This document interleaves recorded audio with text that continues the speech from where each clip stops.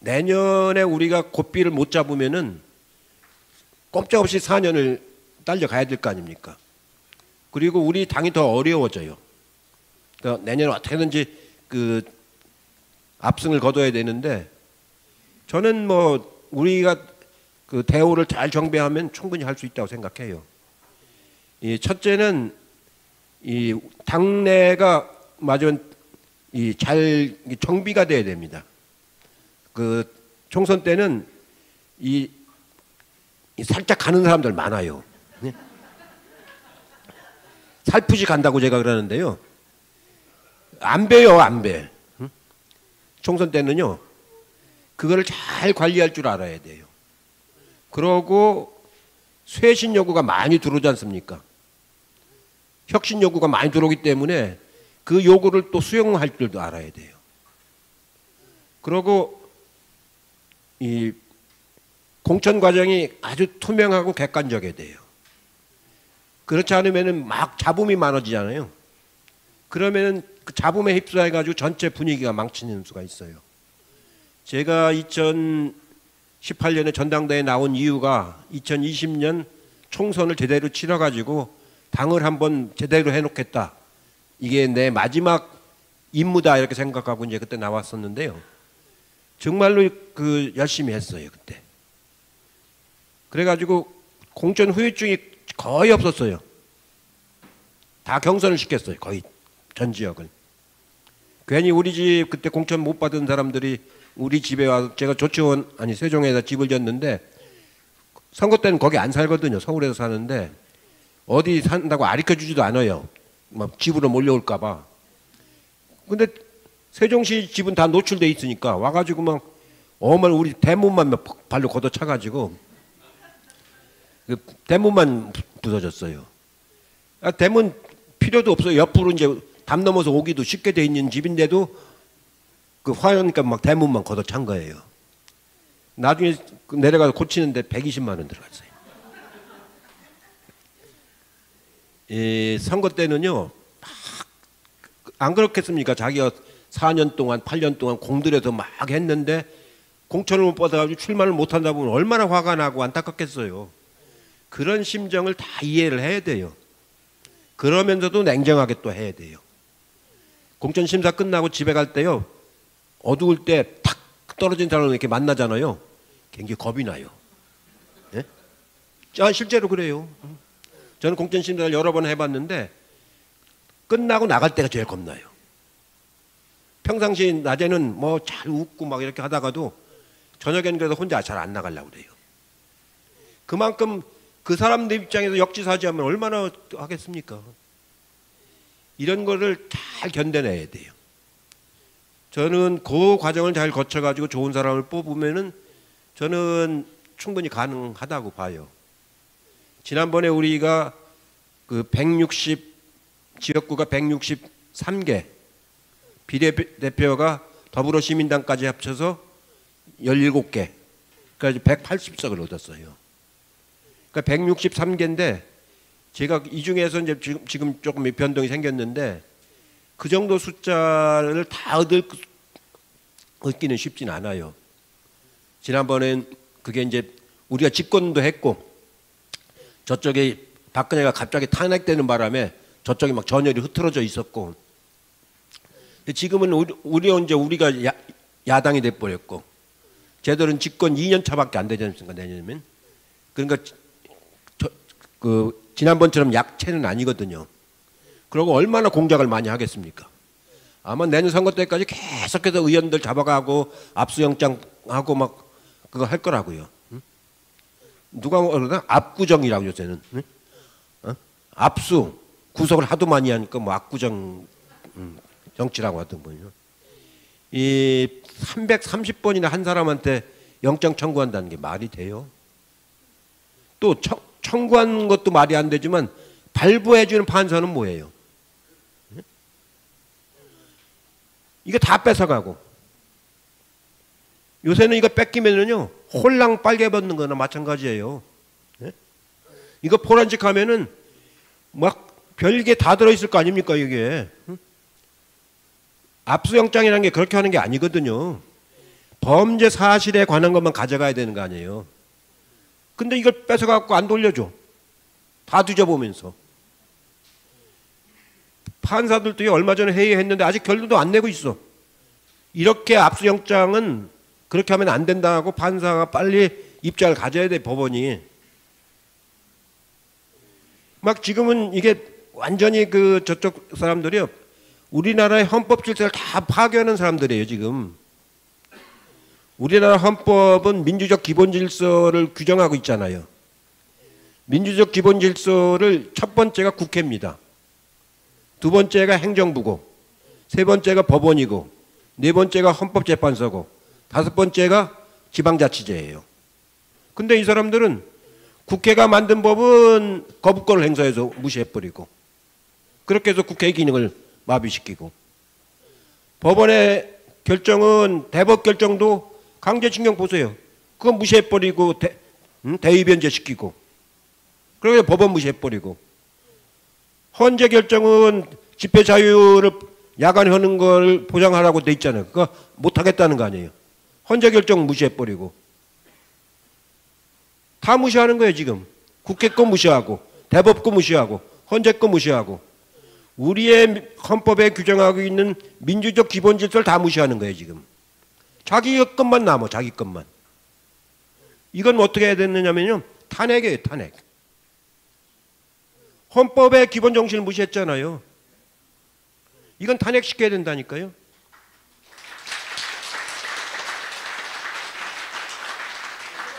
이건 박근혜의 국정농단보다 더 훨씬 심한 거예요. 그 성격으로 보면은 우리가 200석이 안 되니까 그렇지. 국회에서 만든 법은 거부권 행사하고 시행령으로 대체해버리고, 대법원의 강제징용 결정은 배상을 하는 게 아니고 대리 결재하고, 헌재가 집시법 보장해야 된다는 결정은 야간 금지하려고 지금 법 추진하겠다고 하고. 이게 뭡니까? 민주적 기본 질서를 다 무시하는 거 아니에요, 지금. 내가 좀 그렇기 때문에 이런 것을 보호하기 위해서라도, 막기 위해서라도 내년 선거는 반드시 이겨야 되는 거예요. 실제로 우리가 150, 지역구에서 150개를 넘겨야 돼요. 그래서 비례까지 하면 한 170석쯤 될 겁니다. 비례까지 하면. 비례는 연동형 비례제가 어떻게 될지 모르기 때문에 우리한테 우호적인 사람이라고 하면 한 20석 가까이 될 겁니다. 그러니까 우리가 지역구에서 150개를 넘기려면은 지난번보다 163개를 다 차지하는 건 아니지만 그래도 지면 안 돼요. 어느 정도는 다 방어를 해야 돼요. 저는 할 수 있다고 봐요. 요새 민심으로 돌아가는 거 보면은 부울경도 지금 여론조사상 우리가 지금 앞서가고 있잖아요. 아까 얘기 들어보니까 울산도 아까 시당위원장님 말씀 들어보니까 반 이상은 될 것 같다는 거예요. 지금 여론으로 보면은. 지금은 6명 중에 하나인데 한 3개, 4개 되면은 그 정도 울산이 그런 정도 분위기라면 경남도 더 될 거라고요. 부산도 더 되고. 지금은 부산, 경남, 부산 5개, 울산 하나, 경남 3개에서 9개밖에 없잖아요, 지금. BK 지역이. 근데 여기서 한 15개만 얻으면은 지난번보다 6개는 더 늘어날 수가 있는 거 아니에요. 지난번에도 부산에도 더 막판에 역풍이 불었는데 조금 더 될 가능성도 있었거든요. 그렇게 하고서 충청도하고 강원도 합쳐서 한 20개. 그 다음에 전라도하고 제주도 합쳐서 한 30개. 이렇게 얻으면은요, 한 60개 가까이 얻게 돼요. 60개도 더 됩니다. 그러면 서울에서 90개, 수도권에서 90개만 얻어도 150개는 되잖아요. 저는 이 내부적인 질서만 잘 유지하고 공천을 객관적으로 하고 우리 당원들이 열심히 이걸로 이제 홍보하고, 제가 어디 가도 지난번 그랬죠. 이제 권력은 여기에서 나온다고. 이걸로 다 하잖아요. 당 메시지도 다 이걸로 받아보고 전당원 투표도 이걸로 하잖아요. 옛날 같이 막 사람이 모여서 하는 게 아니잖아요. 이제 이걸로 다 정보도 받아보고 저도요. 아침 7시부터 이거 유튜브 보기 시작합니다. 거기 들어가면 유튜브를 7시에 보고 또 개인이 하는 것도 좀 보고 오후에 또 하는 거 보고 밤에 하는 거 보고 조간, 석간까지 다 봐요. 이걸로. 네? 조간, 주간, 석간. 그리고 중간중간에 또 재밌는 유튜버들 있잖아요. 그거 다 보고. 제가 어떤 유튜브에서 후쿠시마 오염수 가지고 일본 국회에서 질의하는 거 그거 중계하는 걸 내가 봤어요. 다른 방송에서는 안 하는데 그 유튜브는 그걸 어떻게 일본 의회에서 그 질의하는 거 의원들이 질의하고 장관이 답변하는 걸 생중계하는 걸 녹화를 했더라고요. 거기 보니까요. 요번에 우리한테 보여주는 게 검사하기 위해서 보여주는 게 아니고 한국을 설득하기 위해서 보여준다는 거예요.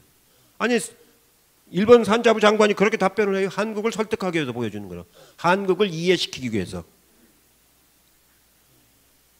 그거는 말이 안 되는 소리 아닙니까? 거기 거를요. 일본에 가면은 원자력의 핵심 지역이 아오모리현의 로카쇼무라는 데가 있어요. 거기가 우라늄 농축도 하고 재처리도 하고 이 보관해 두는 데예요. 거긴 사람 안 사는 데예요. 저 일본 본토에 저 끄트머리 있게 있는데 제가 한 30년 전에 거기를 한번 갔은 적이 있었는데 거기에다가 큰 저걸 파면 되는 거예요. 호수를 파가지고 그 원시림이 거기 많이 남아 있는 데거든요. 아오모리라고 저 일본 본토의 저 끄트머리 있게입니다. 홋카이도하고 마주보는 데예요. 거기가 아주 군사 비축기지예요. 석유 비축도 거기다 해요. 비행기에서 보면 막 석유 그 탱크 있지 않습니까? 그거 수십 개가 거기다 비축. 일본이 10일 동안 쓸 석유를 다 거기다 비축하고 있다고요.